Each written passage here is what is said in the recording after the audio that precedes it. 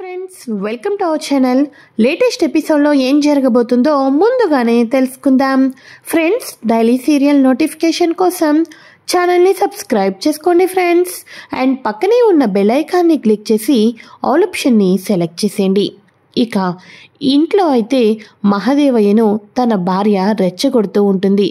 అయ్యా, నీకు పెద్దోడంటే ఇష్టమా చిన్నోడంటే ఇష్టమా అని అనగానే, ఛీ తల్లివై గిసువంటి మాటలు మాట్లాడడానికి నీకు సిగ్గు లేదు, పిల్లలన్నాగా ఇద్దరి మీద ఒకే రకమైన ప్రేమ ఉంటుందే అని అనగానే, నాకెందుకో గట్లా అనిపించటం లేదయ్యా, పెద్దోడి కన్నా చిన్నోడికి నువ్వు ఎక్కువ ప్రేమ చూపిస్తావేమో అని నాకు అనిపిస్తుంది అని అనగానే, ఏలే పెద్దోడు నా గురించి అస్సలు ఆలోచించడు, నా గురించి పట్టించుకోడు, చిన్నోడు గట్టా కాదు, ఏడికెళ్ళినా మా బాపు గురించి, మా బాపు అయితే అలాగా, మా బాపు అయితే ఇలాగానే నా గురించి ఆలోచిస్తాడు, అందుకనే రవ్వంతా ఆడి మీద ప్రేమను చూపిస్తాను గంతే అని అనగానే, నువ్వు ప్రేమను చూపిస్తున్నావయ్యా, కానీ నీ చిన్న కొడుకు నీ మాటను పెడచవున పెడుతున్నాడు, నీ మీద వాడికి ప్రేమే లేదు, కేవలం వాడికి పెళ్ళం మీద తప్ప మరి ఇంకా ఎవ్వరి మీద ప్రేమ లేదయ్యా అని అనగానే, ఏంటే గట్లా మాట్లాడుతున్నావేంది, వాడు పెళ్ళం మాట వింటే తండ్రి మీద ప్రేమ లేనట్టేనా, యాదుందా నీకు, మన పెళ్ళైన కొత్తల్లో కూడా నీ కొంగు పట్టుకొని తిరిగితే మా అమ్మ కూడానే నీలానే మూతి ముడుచుకొని ఓ మూలను కూర్చునేది, ఇప్పుడు చూసినావా నిన్ను పక్కన పెట్టి నా పని నేను చేసుకోవట్లా, ఆడు కూడా అంతేలే, కొత్త పెళ్ళయింది కదా మోజు గట్లానే ఉంటుంది అని చెప్పేసి అనగానే, లేదయ్యా వాడు నీ మాట కాదని పెళ్ళం కొంగునే పట్టుకొని తిరుగుతున్నాడు, నువ్వు నీ రాజకీయ భవిష్యత్తు గురించి ఇంతలా బాధపడుతున్నావు, అరే మా బాబుకి ఇష్టమైన ఎమ్మెల్యే పదవి కోసం ఇప్పుడు 2-3 రోజుల వరకు అసలు కోర్టులు పోలీస్ స్టేషన్లు గొడవలే పెట్టుకోకూడదు అని ప్రెసిడెంట్ చెప్పినాడు కదయ్యా, అయినా కూడా పెళ్ళాన్ని తీసుకొని బయటకు పోవడం అందే ఏంది, తన నాయన అసలు ఎమ్మెల్యే కాకూడదని సిన్నోడు అనుకోవడమే కదా, మీ గురించి రాజకీయం గురించి పట్టించుకోవటం లేదయ్యా సిన్నోడు అని చెప్పేసి రెచ్చగొడుతూ ఉంటుంది. ఏంది ఇప్పుడు ఏం చేయమంటావైతే అని అనగానే, చూడు సిన్నోడు రేపు పెళ్ళాన్ని తీసుకొని కానీ వాడు కానీ ఒక పెళ్ళం కానీ బయటికి వెళ్ళకూడదు, రేపు వాళ్ళు కోర్టుకు వెళ్లకుండా అడ్డుపడితే సిన్నోడికి నీ మీద ప్రేమ ఉన్నట్టే అయ్యా అని చెప్పేసి అనగానే, సరే అయితే వాడు రేపు కోర్టుకు వెళ్ళడు సరేనా అని చెప్పేసి చెప్పంగానే, సర్లే ఒకవేళ వెళ్తే ఏం చేస్తావేంది అని అనగానే, నేను చచ్చేంత వరకు నా ఒంటిలో ప్రాణం ఉన్నంత వరకు ఏ రోజు ఇక నేను సిన్నోడితో మాట్లాడను అని చెప్పేసి మహాదేవయ్య అయితే అంటూ ఉంటాడు. ఇదంతా కూడా కిటికీ దగ్గర ఉన్న మన క్రిష్ అయితే వినేస్తాడు. వినేసి షాక్ అయిపోయి ఇక కన్నీళ్లు పెట్టుకుంటూ ఉంటాడు. ఒక పక్క తన తండ్రి మాటలు, మరో పక్క తన భార్య సత్య గురించి, ఈ రెండిటి గురించి ఆలోచించి ఇక ఎంతగానో బాధపడుతూ కన్నీళ్లు పెట్టుకుంటూ రూమ్లోకైతే వెళ్తూ ఉంటాడు మన క్రిష్ అయితే.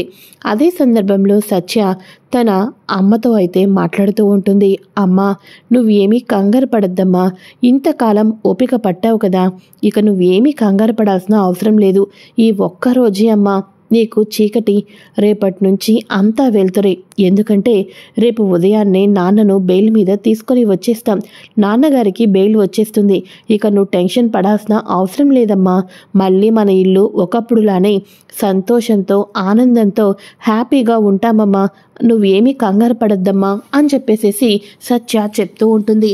అదే నేను చెప్తున్నానక్క, ఈ ఒక్క రాత్రి గడిస్తే అక్క ఎలాగైనా నాన్నని తీసుకొని వస్తుంది అని అంటూ ఉంటే, అవునమ్మా నా మాట నమ్ము, ఈ ఒక్క రాత్రి ఆగితే రేపు మన నాన్న ఇంటికి వచ్చేస్తారమ్మా, అన్నయ్య నువ్వు కూడా అమ్మకు ధైర్యం చెప్పరా, నేను ఉంటాను అని అనగానే, అలాగే సత్య, మర్చిపోయాను, లాయర్ అంకుల్ మళ్ళీ ఫోన్ చేశారు, రేపొద్దున నువ్వు ఇంటికి వస్తావా లేకపోతే డైరెక్ట్గా కోర్టు దగ్గరికే వచ్చేస్తావా అని అనగానే, ఇంటికి ఎందుకు అన్నయ్య, మీరు కోర్టుకు వచ్చేసేయండి, నేను డైరెక్ట్గా కోర్టు దగ్గరికే వచ్చేస్తాను అని అనగానే, అలాగే సత్య ఉంటాను అని చెప్పేసేసి హర్ష ఫోన్ పెట్టేస్తాడు.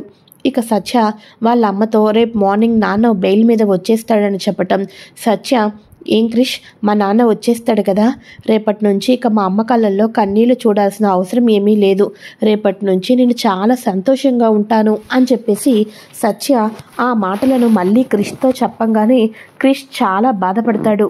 ఏంటి క్రిష్ అలా ఉన్నావు, ఏం మాట్లాడటం లేదేంటి అని అనగానే, అబ్బే ఏం లే, నిద్రపోతాను అంతే అని చెప్పేసేసి ఇక క్రిష్ అయితే నిద్రపోతాడు. ఇక సత్య కూడా నిద్రపోతుంది. ఇక మార్నింగ్ అయితే అవుతుంది.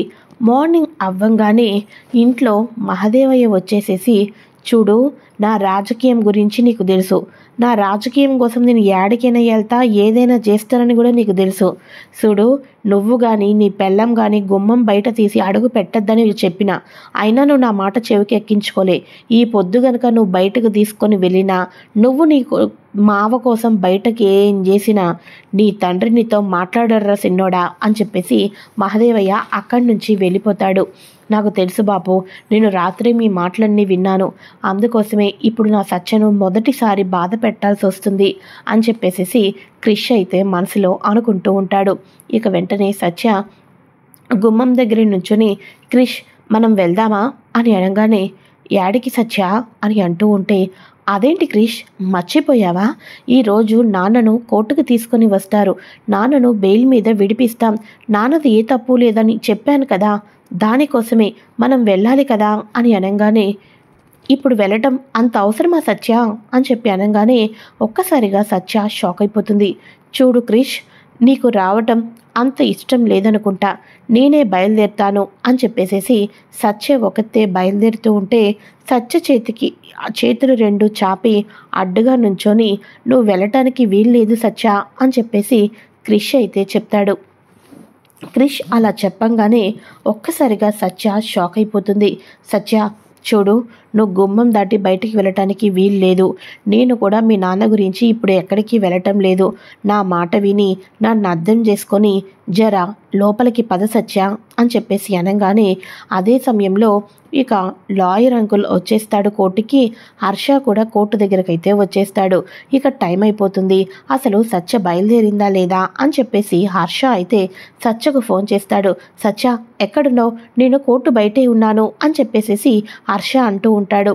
అన్నయ్య, అది నేను కోర్టుకు రావటం లేదు అని చెప్పేసి సత్య చెప్పంగానే మన క్రిష్ అయితే ఒక్కసారిగా సత్య మాటలు విని షాక్ అయిపోతాడు. అవునన్నయ్య, నేను రావటం లేదు అని చెప్పేసేసి సత్య కన్నీళ్లు దిగమింగుకుంటూ ఫోన్ని అయితే కట్ చేసేసి లోపలికైతే వెళ్ళిపోతుంది. సత్య లోపలికి వెళ్ళంగానే క్రిష్ కన్నీళ్లు పెట్టుకుంటూ తాను కూడా బాధపడుతూ, నన్ను క్షమించు సత్య, నా బాపు జీవితాంతం నాతో మాట్లాడాడు అన్న ఒకే ఒక ఇదితో తప్ప నేను నిన్ను ఇదంతా కూడా కావాలని చేయటం లేదు అని చెప్పేసి తనకు తాను క్షమాపణ చెప్పుకుంటూ క్రిష్ కూడా లోపలికైతే వెళ్ళిపోతాడు. ఇలా లోపలికి వెళ్ళిపోయిన తర్వాత మరోపక్క కోర్టులో అందరూ రావటం అయితే జరుగుతుంది. ఇక వెంటనే లాయర్ హర్షతోటి సత్య ఏది అని అనగానే, రాలేదు సార్ అని అనగానే, రాలేదా, ఇప్పుడు సచ్చే బలమైన కేసులో బలమైన సాక్ష్యం చెప్పడానికి వస్తాను అని చెప్పింది కదా, నేను మొత్తం ప్లాన్ చేశాను, ఒక తండ్రి తన కూతురు సంతోషం కోసం, కూతురు జీవితం బాగుండటం కోసం ఎక్కడికైనా వెళ్తాడు అని సత్య నిరూపిస్తాను అనింది. అసలు దీనంతటికీ కూడా కారణం ఇక ఆ కాళీగాడు నిజస్వరూపాన్ని, సత్యను ఇంతవరకు ఎలా ఇది చేశాడో, ఎలా కిడ్నాప్ చేశాడో, ఏ రకంగా సత్యను పెళ్లి చేసుకోవాలని, సత్యను ఇబ్బంది పెట్టాలని ఎన్ని ప్రయత్నాలు చేశాడో, ఆ ప్రయత్నాల్లో ఒక తండ్రి ఆడపిల్లను కాపాడుకోవటం కోసం ఇలా చేశాడు అని సత్య బలంగా జరిగిందంతా చెప్తాను అనింది. అలా అయితే మనకు బెయిల్ కూడా ఈజీగానే వస్తుంది అని చెప్పాను. ఇప్పుడు బోన్లో నుంచొని నువ్వు నేను ఏం మాట్లాడితే ఇప్పుడు మీ నాన్నగారు బయటకు వస్తారో నాకు అర్థం కావటం లేదు అని చెప్పేసి ఇక లాయర్ గారు అయితే అంటూ ఉంటారు. అయితే ఇక ఇదిలా ఉండగా కోర్టులో ఒక పక్క పోలీస్ స్టేషన్ నుంచి తీసుకుని వచ్చిన తర్వాత విశ్వనాథంని బయటకు తీసుకుని రాగానే హర్ష నాన్న అని అంటూ ఉంటే, నాకు శిక్ష పడుతుందిరా, నాకు తప్పకుండా శిక్ష పడుతుంది అని చెప్పేసేసి విశ్వనాథం సైలెంట్గా బోన్లోకైతే వెళ్ళిపోతాడు. ఇక వెంటనే హర్ష, మా నాన్నగారు ఏ తప్పు చేయలేదు అండి, మా నాన్నగారు ఏ తప్పు చేయలేదు అని అంటూ 1కి 10 సార్లు ఆయన మంచివాళ్ళు ఈ రకంగానే పోర్ట్రేట్ చేస్తారు కానీ ఆయన హత్య చెయ్యనట్టు ఏమైనా సాక్ష్యాలున్నాయా అని అంటూ ఉంటే, ఇక ఈరోజు సాక్ష్యం చెప్పేవాళ్ళు రాలేకపోయారు అని లాయర్ గారు చెప్పంగానే, అలాంటప్పుడు ఇటువంటివన్నీ కూడా ఎందుకని చెప్పేసి సమయాన్ని వృధా చేస్తున్నారు మీరు, కోర్టు వారు ఈ కేసుని మళ్ళీ వారం రోజుల వరకు పెండింగ్ పెడుతుంది, వారం రోజుల తర్వాత ఈ కోర్టు వారు మళ్ళీ దీన్ని ఇక ఓపెన్ చేస్తారు కేసుని అని చెప్పేసి ఈ వారం రోజులు విశ్వనాథం జైల్లోనే ఉండాలి అని ఇక జడ్జి గారు అయితే ఇక అతను తీర్పు ఇవ్వటం జరుగుతుంది. ఈ రోజే జైల్లో నుంచి బయటకు వచ్చేస్తారు అని అనుకుంటూ ఉండగా సత్య రాకపోవటంతో సత్య ఏమీ తన సాక్ష్యం చెప్పకపోవటంతో విశ్వనాథంకి మరో వారం రోజులు గడువును జైల్లోనే ఉండాలి అని చెప్పటంతో ఇక హర్ష కన్నీళ్లు పెట్టుకుంటారు. తను మళ్ళీ తన తండ్రిని ఇంటికి వచ్చేస్తారేమో, ఆయనకు ఈరోజు ఇష్టమైనవన్నీ వండి పెట్టాలి అని చెప్పేసి అక్కడ మన విశాలాక్షి ఉదయాన్నే పూజ చేసేసి రోటి పచ్చడి తానే స్వయంగా చేసి అన్నీ ఏర్పాటు చేస్తూ ఉంటుంది. అలా అంతా కూడా ఏర్పాటు చేసేసరికి అందరూ కూడా విశ్వనాథం గురించి వెయిట్ చేస్తూ ఉండగా ఒంటరిగా హర్ష దిగాలుగా ఇంటికైతే వస్తాడు. అలా ఇంటికి రాగానే అదేంట్రా నువ్వు ఒక్కడవే వచ్చావు, మీ నాన్న ఏడ్రా అని అనగానే ఇక హర్ష నాన్న రాలేదమ్మా అని అనగానే అదేంట్రా రాకపోవడం ఏంటి, ఈరోజు మీ నాన్నగారు వచ్చేస్తారని సత్య నాకు చెప్పిందిరా, సత్య చెప్పిందంటే అది తప్పకుండా జరిగి తీరుతుందని చెప్తుంది, మీ నాన్నగారు ఎక్కడ్రా, మళ్ళీ ఏమైనా అయ్యిందా అని అనగానే లేదమ్మా, నాన్నను మరో వారం రోజుల పాటు జైల్లోనే ఉండాలని తీర్పు ఇచ్చారు అని అనగానే ఇంట్లో ఉన్న వాళ్ళందరూ కుప్పకూలిపోతారు. అందరూ కంగారు పడిపోయి కన్నీళ్లు పెట్టుకుంటూ ఉంటారు. దీని అంతటికీ కూడా కారణం సత్య రాకపోవటమే అని చెప్పేసి హర్ష అయితే చెప్పేస్తాడు. అయితే ఇక ఇది ఇలా ఉండగా అక్కడ వచ్చేసేసి ఇక ఉదయాన్నే ఇక పెద్దోడు బయటకు వెళ్తూ ఉంటే అరే పెద్దోడా ఆగరా ఆగు, ఏంది నువ్వు చేసినట్టే చెప్పినా అంతా అట్లనే జరిగింది, మీ నాయన్ని రెచ్చగొట్టినా, మీ బాపు సంగతి నాకు తెలిసిందే కదా, ఎక్కడ రెచ్చగొడితే ఎలా ఉంటాడా అని చెప్పేసి అట్లనే రెచ్చగొట్టిన చెన్నోడిని సచ్చిని కోర్టుకు వెళ్ళనివ్వకుండా అడ్డుపడ్డా, నువ్వు చెప్పినట్టే చేసినా అని అనగానే నాకు తెలుసమ్మా నువ్వు నా మాట వింటావని, ఆ సత్య ఇంటికి వచ్చినప్పటి నుంచి కూడా మన కుటుంబాన్ని ఒక లెక్క చేయకోకుండా బతుకుతుంది, మనమేంటో మన ఇదేందో సత్యకు తెలియాలి, తన తండ్రి జైల్లో ఉంటేనే ఈ ఇంట్లో కుక్కిన పెనులా పడుంటుంది అని చెప్పేసేసి ఇక మొత్తానికి అయితే మన రుద్ర అయితే వాళ్ళ అమ్మతో మాట్లాడుతూ ఉంటాడు. ఎలాగైతే ఏమి ఆ సత్యను ఆపమన్నావు, సిన్నోడిని బయటకు వెళ్లకుండా ఆపమన్నావు, ప్లాన్ చేయమన్నావు, గట్లనే చేసినాన్రా అని చెప్పేసేసి పెద్ద కొడుకుతో అలా మాట్లాడుతూ ఉంటుంటే అటు పక్క గార్డెన్లోకి మన క్రిష్ వచ్చి ఆ మాటల్ని వింటాడు. అదే సమయంలో పైనుంచి మహాదేవయ్య వచ్చి ఈ తల్లి కొడుకులు లాస్ట్లో అనుకుంటారు కదా, మనం అనుకున్నట్టుగానే జరిగింది, సిన్నోడిని సత్యను బయటకు పంపలేదు, మన ప్లాన్ సక్సెస్ అయిందన్న మాటను మహాదేవయ్య కూడా వింటాడు. విని ఆడోళ్ళ మాటలు అస్సలు వినకూడదు, ఆడోళ్ళకి ఒక విషయం కూడా చెప్పకూడదు, ఇదంతా కావాలనే చేసిండ్రు అని చెప్పేసి ఏదైతే ఏమి నా రాజకీయ భవిష్యత్తు నాకు కావాలి అని మహాదేవయ్య అనుకుంటూ కిందకైతే వెళ్ళిపోతాడు.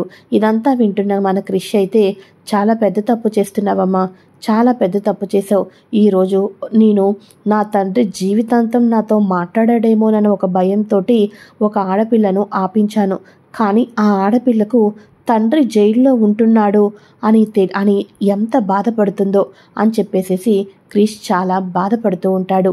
ఇక వెంటనే లోపలికి వెళ్ళిన తర్వాత సత్య నేను మీ నాన్నను కోర్టుకు వెళ్ళనివ్వకుండా నీకు అడ్డుపడ్డాను కదా, అడ్డుపడితే నీకు ఏమాత్రం నా మీద కోపం రాలేదా, వెంటనే మీ అన్నయ్యతో నేను రావటం లేదు అని చెప్పేశావు, నా మీద నీకు కోపం రాలేదా సత్య అని అనగానే ఎందుకు వస్తుంది క్రిష్, నాకంటూ ఈ ఇంట్లో ఎవరైనా సపోర్ట్ చేసిన వాళ్ళు ఎవరైనా ఉన్నారు అంటే అది నువ్వే కదా, ఉన్న పలంగా ఇంత సపోర్ట్ చేసి మా నాన్నను బయటకు తీసుకొని రావాలి అనుకున్న నువ్వు ఒక్కసారిగా కోర్టుకు వెళ్ళొద్దు అన్నావు అంటే నీ వెనకాతల ఏదో బలమైన కారణం ఉండే ఉంటుంది, నువ్వు అలా ఊరికే మాట్లాడవన్న విషయం నాకు తెలుసు, నువ్వు ఎందుకనో బాధపడతావు, నేను గుమ్మం దాటొద్దని నువ్వు చెప్పావంటే దాని వెనకాతల ఒక రీజన్ ఉంటుందని నా మనసు నాకు చెప్పింది, అందుకోసమే నీ మాట ప్రకారం ఉండిపోయాను అని అనగానే ఒక్కసారిగా ఆ మాటకు క్రిష్ కళ్ళల్లో కన్నీళ్లు వచ్చేస్తాయి.